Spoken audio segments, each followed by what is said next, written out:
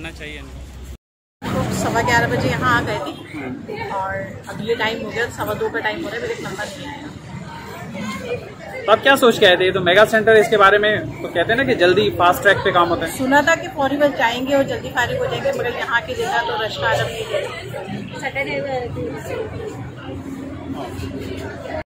कितनी देर से खड़ी है? काफी देर से खड़े हुए हैं। मैं तो गाड़ी में बैठी हुई थी, मेरी बेटी खड़ी हुई थी यहाँ पे। अब मैं इसकी जगह आई हूँ, मैं तो खड़ी नहीं रह सकती बिल्कुल भी। ना सीटिंग अरेंजमेंट है ना कुछ है यहाँ पे। तो आपने इनको कहा कि आपको प्रॉब्लम है तो पहले गार्ड को कहा, फिर क्या बोला? उन्होंने कहा अभी आपको भिजाते हैं। अच्छा, ठीक है।